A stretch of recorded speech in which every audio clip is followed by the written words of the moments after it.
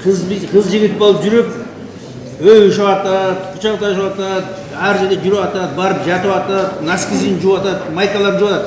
Ошоға шейін жетіп қалды. Анан кейін келіп айтыпты, екі балалы бол, анан атасына айтқандар бар. Мен айтамын, жүрбегіле. Антені алдап кетесіздер деп. Ооба бар агай, бирок андай эместер да бар. Ошол барлардын арасына мисалы ошондой эместер да кошулуп калып атат да. Мисалы андай эмес кыздар да кошулуп калып. Мына 16.000 аборт дейт, жылына 16.000 аборт. 12 жаштан 25-ке чейин. Булар кимдер булар? Баары сүйгөндөр да. Ошончо 1000 аборт не деген бул? Негизи 5 кол тең эмес, агай. Анан себеби азыр жакшы адамдар бар, жаманы бар, анын ичинде өтө эле жаманы бар. Анан ошол 5 кол тең эмес. Мисалы үчүн андай ошол сиз айткан ата-энесине айтпастан эле үйлөнүп, 2 балалуу болуп, анан ата-энесине айтышат дегендер. Булар Кыргызстандын өзүндө эмес, башка чет өлкөлөргө барышып, ошол жакта жашоону өткөрүшүп, ошол жакта көпчүлүк бөлүк ошол жакта болуп атат. Өзлөсөм азыр дегенде ата-эненин тарбиясынан да зависит да, бүт баары ата-эненин тарбиясынан болот да. Мындай ар бир адам акылы эси бар да. Мындай дээринен болот да, барычы. Атасы деле кызы, мисалы кызы болсо деген чоңоюп келаткан атасы байкайт. Эгер ал кыздын дээринде болсо, акыл эсинде, мээсинде кичине бирдемке болсо, атасынын бир эле айткан сөзүн эсине түйүп алып, же байкесинин айткан сөзүн эсине түйүп алып, ошол кайра бир бала менен сүйлөшүшкө же кайра бир жолугушууну эстеп кетсе, то есть бирөө ошо жолугушууга чакырса, байкесинен коркуп же сыйлагандыктанбы же алардын сөзү мээсине түйгөн дээринде бар болгон үчүн ал кыз деген ошол жолго барбайын деп мындай ошол нерседен баш тартат да. А эгерде кыз дегенде байлыкка же кандай бир ата-энеси же эң башкысында атасынын тарбиясы керек да кызгачы. Ошо атасы көп тарбия бербесе, анда ал кыз деген мындай балдар менен сүйлөшүп, эркек балдарды сыйлабай мындай. Сиз сүйлөшкөн жигитиңиз барбы? Жок. Жокпу? Бир да жок сүйлөшкөнсүзбү? Сен ата-энең эмне деп айтат? Жигиттер менен жүр деп айтат же жүрбө деп айтат? Мен атам деген, өзүм деген. Мен эми чоңоюп келатканымды байкады да. Канча уже 1-чи курс болдум, мен 8-чи класста чоңоюп. Сен ата-энең жүр деп айтабы же жүрбө деп айтабы? Жүрбө деп айтты. Ошо бир сөздү Жүрбө дейби? Жигиттер менен жүрбө дейби? Вот мен да ошону айтып атам. Кыздардын сулууна карап жүрүп атышпайбы? Бул азыр балдардын оюнда эчтеке жок. Бул кийин мен бала төрөп бере алабы, балама татыктуу эне болуп бере алабы, мен үйүмдү ата-энемди бага алабы деп балдар эч аны ойлогон жок да. Мындай ата-энемдин татыктуу келиним болобу деп ошентип балдар ойлогон жок да. Бул азыркы айтпадыбы жаңы эле, ойлойбу депчи кыздардычы. Биз наоборот ошону ойлойбуз ичибизденчи, бирок айта албайбыз да, сен ушундай депчи. Айта албайсыңар. Ошондой да. Биз деле ойлоп жүрө бере турбайбызбы? Кыздар, балдар, то есть ойлойт да ошондойчу, ушундай бактысынчы. Бактысын ойлошот, а булар наоборот ойлойт да. Ушундай мен менен ушинтип жүрөт. Кыздардын бактысын ойлойсуңарбы же өзүңөрдүн бактыңарды ойлойсуңар? Экөөбүз тең. Эгер балдар Мен мына суроом бар да. Мен суроом бар. Мына азыр мына жигиттер бүт бар кыздар менен жүрүп атат да. Ушулар азыр үйлөнөм деп жүрүп атабы? Жок. Бирөө да үйлөнбөйт. Эми балдар кыз жигит мамилеси деген аябай жакшы мамиле да. Бул мамиле деген баардык мамиле жакшы болот да. Мамилени сыйлаш керек. Мамиле болбосо эч нерсе түшүнбөйт. Анан кана ошо кыздар турат, балдар турат. Кана бирөө айтканчы, менин күйөөм ырайы суук болсун дегенде колуңарды көтөргүлөчү. Мен күйөөм аябай жаман болсун, менин аялым келесі болсун деген колуңарды көтөргүлөчү. Андайлар жок, туурабы? Баарыңар жакшы сулуулукка, баарыңар жакшы ыйыктыкка умтуласыңар. Же ушактын отурган кыздар, мен кайнымеме чай бербейм, атамдын колуна берем дегендер айтпашы четтен. Андай жок, кыргыздын баласынан андай болгон эмес. Же мен кайнатамды кайненемди сүйлөйм, аял алсам аялымдын азабын колуна берем деген балдар барбы? Жок андай балдар. Бул неден келип чыгат? Бул үйлөнгөндөн кийин өз ара түшүнбөстүктөн келип чыгат. Биз эмнени кое бердик? Көпчүлүк учурда. Биз тарбиянын башатын кое бердик. Кыргыз эл улуу эл, карагыла. Аябай такар дегенен эл. Кыргыз менен тең келаткан элдерден аслы киши калды. Аслы улут калды. Пешенектер, варяктар, палавец деген жок. Кумга сиңген сууда жок болуп кетти. Неден жок? Неден жок болду? Өз ара мамилеси жок. Өзүнүн улутун наатын сактабандыктан алар жоголуп кетти.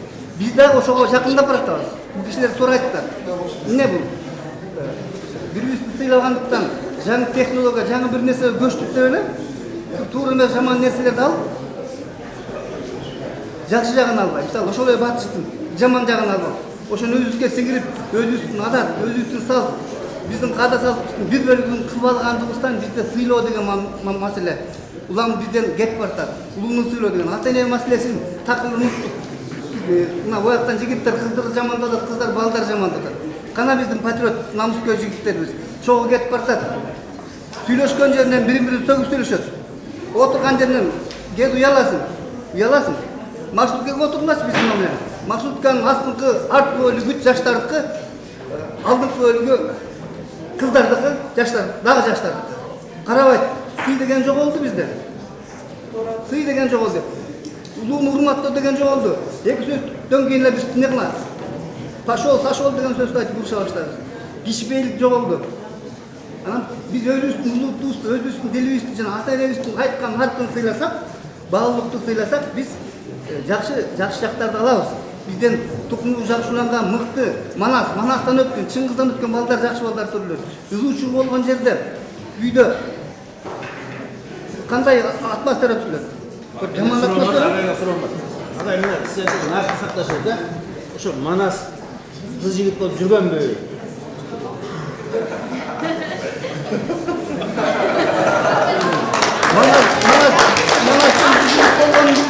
Манастын кайсы жерге барып шарап канкей кийинки амелдер менен шарап ичкенин билбейм, бирок алардын ортосунда сый болгон, мамиле болгон, түшүнүү болгон.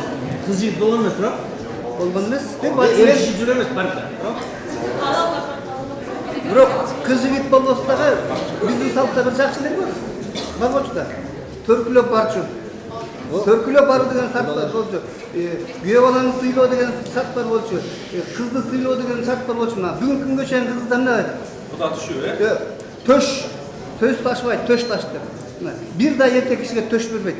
Рыскул агай, өзүңүз кантип үйлөндүңүз эле аялыңызга? Аялым менен сүйлөшүп үйлөнгүм. Канча сүйлөштүңүз? Үйлөнгөнүбүзгө 20 жыл болду. Бир жылга чыкып сүйлөштүрүп атам айттым, ата, мен үйлөнөм. Баланчы деген кишинин кызы бар. Сүйлөшүп кыздын Кудан кайнатам масын өтүп кыздын колун сурап бердим дедим. Атам барып сурап келди. Эки жактан уруксат алып үйлөндүк. Азыркыдай 5000 киши, 500 киши, 200 киши кылып той өргөн жокпуз. Кадимкидей үйлөнүп, жайланып, жакшынакай 25 жылда жашап кетебиз. Дагы бир нерсе. Бизде уят деген маселе бар болчу. Уят. Айыл эмне дейт, эл эмне дейт, атаң эмне дейт, атаң укпасын деген маданият бар болчу. Ал жоголуп кетти. Агай. Сиз мына эркек катары эркектердин мүнөзүн жакшы билесиз. Азыр мына жигиттер кыздарды алдайбы, алдабайбы айтыңызчы. Алдабайт деп айтылган бар арасында. Бар. Өтө аз. Аз жок. Аз Анда азыр ушунакей жаштардын өкүлү отурбайбы? Бакыт мырза мынакей. Сиз жигиттер алдайбы, алдабайбы айтыңызчы. Жигиттерди? Жигиттарды? Азыр учурда эгер максаттуу бала болсо, максаттуу жол менен бара турган болсо алдабайт. А бирок азыр деген ар бир жаштар көңүл ачуу иретинде, анан өзүнүн бош убактысын ушул адам менен өткөрүү иретинде алдаган учурда көп эле кездешип атат да. Сиздер өзүңөрдүн кыздарыңарга айтат белеңер. Айлана кызым, абайла, жигиттер менен жүрбөй айтат белеңиз. Шуну айтыңызчы. Азыркы жигиттерге Ар бир ата эне өзүнүн баласын түз жолго барууга жолдойт да. Анан кызын алып айтат азыр. жигит апасын да айтаңар. Жигит апасы деп айтабыз. Азыр ушунда деген Манас Каныкейди айтып атасыздар, ал учурда тарбия такыр бөлөкчө болчу. Агай айтканда уят сыйт деген бар болчу, эл эмне дейт деген. Азыркы учурда ата эне кандай тарбия берсе да чөйрөң башка, жаштардын арасында жүрөсүң, алар башкача тарбия алат. Биз ошо менен жүрөбүз. Мага тарбия берсе, мен бөлөк нерсени көрсөм, мен ошону кылам. Азыр да бир маселе башталды, урматтуу агайлар, жаштар, телекөрүүчүлөр. Азыр башка улут менен жүргөн кыздарды айрым бизден кыргыздар баягы патриот болуп, ушул уруп саап өлтүрүп атат да. Ушул кыз жигит темасына да өтө мындай актуалдуу болуп атат да. Ушул маселеде кандай болуш керек? Шариятта эмне дейт? Биздин наркыбызда кандай эле азыркы жаштарга эмне дейт элеңиздер? Мындай учурда чынында азыр биздин менталитет деген бар да, салт-сана, үрп-адат деген бар. Ата менен эненин тилеги бар, үмүтү бар. Кыргызда жакшы сөз бар, улдун урматын көрүү, кыздын кызматын көрүү дегенчи. Ата эне ушул ар бир баласын чоңойгондо окутуп, чогултуп, жакшы куда сөөгүп күтүп, анан биз сонун бир мамиледе, жакшы мамиледе нат менен салт менен жашагысы келет да ата эне. Бирок ошондой учурларда баягы ар бир ата эне өзүнүн баласын дагы кызын дагы бойго жеткизген убакта замандын агысы менен ар кандай азгырыктар менен баласын таппай калган учурлар кездешип жатат да азыркы учурдачы. Сіздер не дедіңіздер? Мен мисалы айтамын да, азыр өтө коркунучтуу заман. Өзгөчө жигиттер менен жүрүү эң коркунучтуу көрүп атсыңар. 26.000 аборт жыл сайын. Бул деген эмне деген? Бул деген жигиттер үйлөнбөйт. Силерди кирет этип кетет, ыйлап, гинеколог барасың, анан аборт кылганың бүттү, келечегиң жок. Мен мисалы силерге ар бир ата эне айта турган нерсе азыр. Жигит менен жүрбө деген. Керекпи? Ата энеме бар да, куда түш. Келип эметпе, анткени сүйлөшөм, мен сени менен сүйөм, тиги бул деген бүт бар жалган. Лапша бул. Булар баары кире десем. Бирок азыркы кыздар ата эле эле билип туруп эле ушу жүрүп атат да, мени кире деп деген. Қыздар ошентип атабы. Жана орустардын бир ыры бар да, ты меня обмани деген ыры бар. Дал ошондой болуп барат да, билип туруп ушу үйлөнбөйт, жүрүп атат. Жөн эле көрөт ушу жагып атат, и барат, келип кучакташып, паркта, день рождениеде, жанагы 8 март, февралда, 14 февралда жүрүп атат. Агай биякта жаштар сүйлөсүн деп атпайсызбы? Анан кечке эле сиздер сүйлөп атасыздар да. Анан мен сиздерге айтып кетет элем, негизи жаштарды коргопчу. Сиздердин ата энеңиздер дагы айтчу. Ой балам, сен кыз менен сүйлөшпө депчи. Ал эми сиздер дагы бизге айтып атасыздар да. Силер дагы айтасыздар, биздин да ата энебиз айтат, силер дагы баарыңар айтасыңар. Негизи биз мындайча айтканда роботпузбу? Силер сүйлөшпөгүлө, сен сүйлөшпө, минтип каласың. Ал эми азыркы жаштар деген мындай, биз демократиялык өлкөдө жашап аткандан кийин баарыбыз мындай эркинбиз, эркин сүйлөшөбүз, эркин басабыз дегендей. Ошол эркин басканыңар, силер ата энеңерди сыйлабаңар. Силер ата энеңерге наплевал. Анткени силер мында мен айтып атам, кызым, мени уят кыласың. Кызым, жүрбө десем сен кылып туруп, азыр демократия билгенин кылам десем. Анан кийин боюң карап туруп жүрүп атсыңар. Кантип ушу сыйлаганың? Өзүң мына кыз жигит болуп жүргөнүңөр, бирөөңөр ата энеңди сыйлабайсың. Ата энеңерди уят кылып, шерменде кыласың. Мына кече жакында мына бир кыз жөнүндө жүрө интернетте көрдүңөр, Facebook'та. 4 күн жоголуп кетти. 11-класстын кызы. Туруп, шерменде болду, бүт республика ата энесин шерменде. Эми апасы айтат, жок, кызым жоголгон жок. 4 күн издеп жүрдү, милиция баары. Шерменде кылып жүрдү. Туруп, мына ушинтип шерменде кыласыңар. Мен ошону айтам, шерменде кыласың. Күйөөгө чыккың келеби? Жигит керекпи? Анда давай күйөөгө чык. Ага 50 жылда эл жаңы деп кот эмеспиз. Сиз кайра биз артка кайталуу. Мисалы, муурун болсо, тебетейди чаап койсо ошол кызды алып, же болбосо азыр ошол учурга кайра биз кайталуу. Азыр элдин баары голубой болсо, сен да голубой болосуң. Адам бол атасың, адам бол. Жакшынакай бол, күйөөгө чык, 4-5 балалуу бол, бактылуу бол. Сен келип туруп, азыркы заман башка. Азыр голубой болсоң болор. Башка болсоң башка. Ойлош керек. Сиздер кыз жигит болуп сүйлөшкөн турбайсызбы? Мен айтпадым, мени кирет эткен, ошон үчүн силерге айттым, жүрбөй эле кирет. Насихат айтып силерге. Жаштарды калабыз. Азамат, кел, кыздар. Келет. Убактыбыз биз өтө азайып баратат барган сайын ошондуктан. Эгер кыз жигит болуп сүйлөшпөсө, бала деле айтат да, ата энеси айтат да, ай балам үйлөнбөйсүңбү деп. А бирок баары бир сүйлөшөт да, сүйлөшкөн болбойт. Жок, сүйлөшкөндө жана да мындай сүйлөшкөнү жана айтып го жигит. Сүйлөшкөнү күбөнүн көзүнчө барып сүйлөштүрөт, барып сүйлөш. Мына менин кыздарымды айттык, мына бар сүйлөш деп. Жагабы, жакпайбы? Аны экөө тең жакты, давай. Экинчисинде ошондой, жагабы, жакпайбы? Давай, жаша да жакшынакай. Бирок ата энеси таап берген неме үйлөнбөйт да. Ата энең жакшы эле же сен жакшы элесиң? Турмушта. Жок, бактылуу боло алышпайт да. Мына биздин ата бабаларыбыз 1000 жылдап сүйлөшпөй эле үйлөнүп бактылуу болгон. Эч ажырашкан эмес. Агай, мына сиз ошону туура айтып атасыз да. Азыр мен деле көргөндө мына кыз жигит болуп жүргөн балдарды мындай уважение жок да. жигит деген ошо кызын деген сөгүп эметсе да ошо кыз мындай баары бир ошо менен жүрө берет да. А негизи ошентип жүрүп андан карагандан кийин эле 1-2 ай жүргөндөн 1-2 күндөн жүргөндөн кийин эле жүрдү болуп саналып анан кийин баары бир күйөөсү албайт да. Ошон үчүн мен деле сиздин сөзгө кошулам да. Эгерде мына менин ата энем ошол жакшы баланы эметип, ал жакшы бала болсо ошого тий десе мен деле тиймекмин да. Эгер ата энең ар бир балага жаман каалабайт да. Эгер ал жакшы бала болсо мен тием, эгер жаман бала болсо тийбейм да. Анан ошо негизи сиздикине да кээ бирки сөздөргө кошулам да. Көп деле жүрө бербеш керек да. Анан кийин Сүйлөшкөн жигитиң барбы? жигитим жок. Такыр сүйлөшкөн жоксуңбу мектепте дагы? Сүйлөшүп көргөм. Канча ай? Канча ай 3 ай болгон. 3 ай. Жакпай калдыбы кийин? Жок, ошо негизи башында жигиттер кыздарды алдаган жакшы сөз сүйлөп, мындай жакшы эметип, жакшы карап эметет. Анан кийин кыздар дагы мындай сезими дагы өзгөрүлөт да. Анан кийин 1-2 ай сүйлөшкөндөн кийин эле сөгүп баштап, мындай отношениясы жаман болуп уже бүттү ушундай албайт экени билинет да. Күйөөгө албагандан кийин ошондон кийин негизи кичинекей болгондон кийин негизи сүйлөшпөш керек. Мына 18ден турган жигиттер кантип сүйлөшөт? Алар мындай кандай сырттан билсе болобу? ала турган жигиттер 18 жаштан кийин гана сүйлөшкөндө ошолор гана алат да. Ар бир нерсенин оң жана терс жагы болот. Эң башкысы баардык азыркы жаштар адам бойдон калыш керек.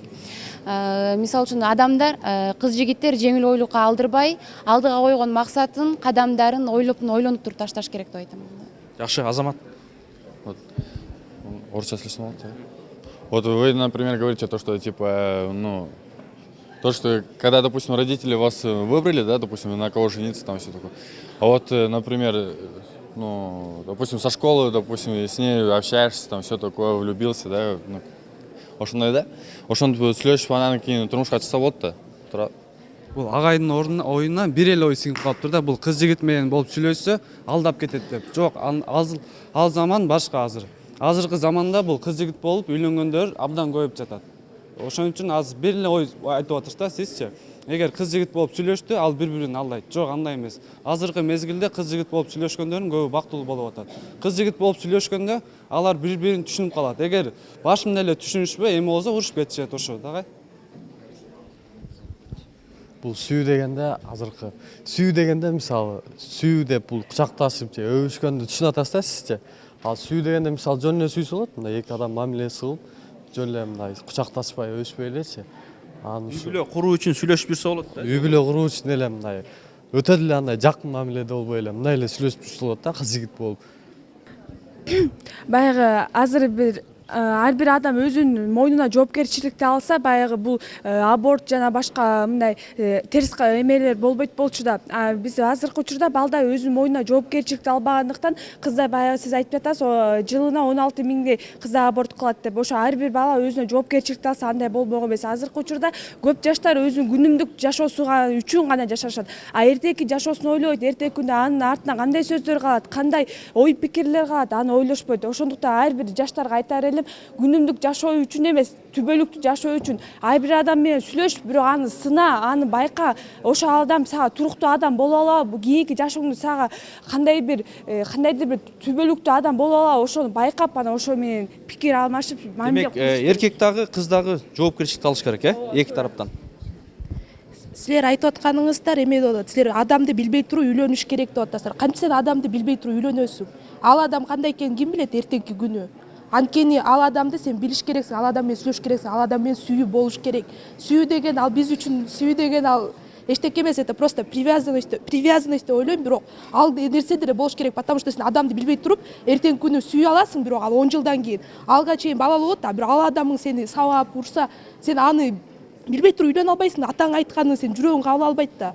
Ошону болбойт да ал нерсечи. Сөздүн баардыгы силерди жакшы жаман жолго барбасын, силер бактылуу өмүр сүргүлө, кыздын бактысы жакшы турмушка чыгып, жакшылуу бала чакалуу болсун деген. Ата эне деле каалайт, кызын келбесин, келиним кетпесин деп тилейт. Айтайын дегеним, мына силер 16-га 18-ге чыккыча өзүңөр несовершен баягы бою жеткиче болгондо ата эненин көзөмөлүндө, болбосо окуу жайга келсеңер окуу жайында агайлардын көзөмөлүндө болосуңар. Мен айтайын дегеним, азыркы күндө социалдык теңчилик жок. Агайдын бир нерсесин түшүнбөй калдыңар силер. Мен айтайын дегеним, азырында колунда бар, колунда жок деп бөлүнүп калганбыз. Мына бир жигит айтып атпайбы, машина менен келип деп. Туура, бардыгы эле жакшы жашообуз керек. Азыр жумушсуздук журт каптап турган маалда жакшы жашасак экен, бир бай эсе кылсак экен, үйлүү жайлуу кылсак деп. Мен айтайын дегеним, кеп ал байлыкта эмес. Байлык да, бийлик да адамга түркүк болбойт эч качан. Эгер силер жакшы турмуш кылып, кыргыздын улутун улантабыз десип, жакшы үй бүлө түзүп, жакшы бир баланы тарбияласаңар, мындан өткөн бакыт жок. Анан айтайын деген, эгерде кичинекей бир үй бүлө, бул кичинекей бир мамлекет. Эгерде силер кичинекей бир мамлекетти башкара албаган эки президентибиз өлкөнү талкалап атат. Сөздүн майнысы ушунда болуп атат. Ошондуктан мен айтайм, азыркы күндө көпчүлүк мына колдоруңарды карап көрсөңөр, телефонуңар эле 6000, 7000 телефондор. Азыр уят деген болбой калды. Ачсаңар эле каалаган нерсең ошондо турат, интернет барактары турат. Мына алып баруучу туура айтып атат.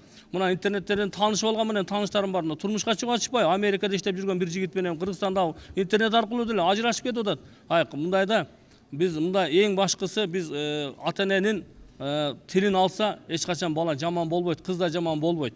Мына сойкулукту азайтат эле, башка гендерлик саясаттарды мына туура эмес жолго барып, башка динден, улуттардан чыккандарды азаят эле дейм да. Ошондуктан мен ойлойм, баягы көрбөгөнүн көргөнү кыргызсын деген болуп атат да, союз бузулуп кетип эле чертага чыкмай, андай жемей, баягындай баардыгы ачык болуп атат дегенден болбош керек. Адамдын ар биринде, ар бир адамдын өзүндө ой болуш керек, максаты болуш керек алдына койгон. Бир мындай окууну бүтөйүн, жакшы үй бүлөйүн, ата энемдин батасын алайын, эл журтума кызмат кылайын деген бир жакшы бир ой сезим болсо, ошондо болот. Урматтуу студенттер, бул биздин жолугушуубузчу, жолугушуубуз. Бул силерге кандай? Бул силерге багыт берүүчү жолугушуу. Биз силердин колуңардан жетелеп барып, же кыздар менен, же жигит менен тааныштырбайбыз. Баары силердин өзүңөрдүн колуңарда. Адам жакшы нерсени көзү менен көрөт дагы, анан жүрөгү менен кабыл алат. Силер сүйлөшүшүңөр керек. Сүйлөшкө кандай сүйлөш? Мамиле болуш керек адамдын ортосунда. Мамиле болбосо, мамиле эле сөзсүз түрдө эле жетелешип, колташып, кучакташып өбүш эмес. Сүйлөшүү, тилдик жактан мамиле, группалаштык мамиле, жолдоштук мамиле болуш керек. Силер дүйнөнү кантип тааныйсыңар? Адам менен сүйлөшпөсөңөр, дүйнөнү ошо кишини сүйлөшүү аркылуу тааныйсыңар. Бирөөнүн жүрөгүн билесиңер, бирөөнүн жашоо шартын билесиңер, бирөөнүн акыбалын, бирөөнүн ички дүйнөсүнө киресиңер. Ошентип силер дүйнөнү тааныйсыңар. Дүйнөнү тааныр аркылуу силер адамды тааныйсыңар.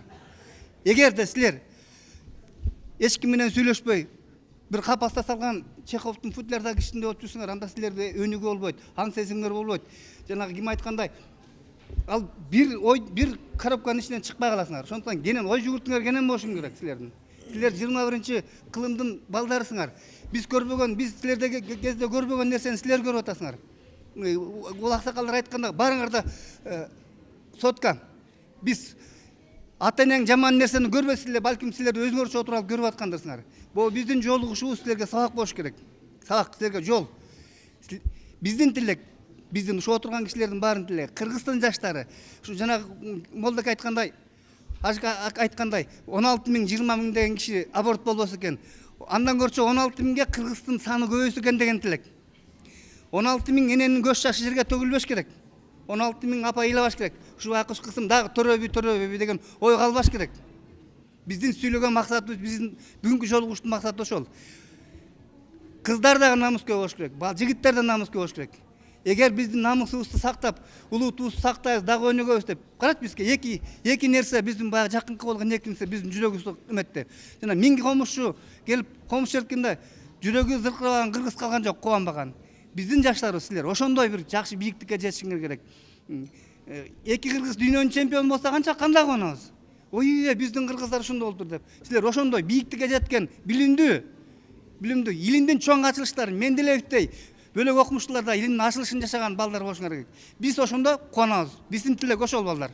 Ошол дилмүрөк, адеп ахлак, маданий борборуна терең ыраазычылык билдиребиз. Биринчиден ушул биздин окуу жайга келип, азыркы учурдагы кыздар менен жигиттердин, биздин мамлекетибиздин жаштардын келечеги болгон ушул жаштардын мамилеси тууралуу теманы көтөрүп бериңиздерге сиздерге терең ыраазычылык билдиребиз. Анан азыркы учурда ар бир жаштардын, эми жаш дегенде эле ошо тиешелүү кыз менен жигиткечи, жана бизден дагы жаштардын дагы ата энеге болгон мамилеси, коомго болгон мамилеси, илим менен билимге болгон мамилеси, Анан достук менен сүйүүгө болгон мамилеси абдан өзгөрүп бараткан учур. Себеп дегенде азыркы учурда биз достук менен сүйүүнү ажырата албай, руханий байлык менен материалдык байлыкты ажырата албай, жакшы менен жаманды ажырата албай, жалаң эле баарыбыз тең ушул абдан кыска ой берилген интернет булактарынан баарыбыз тең чыкпай калган учурда, чын айткандачы.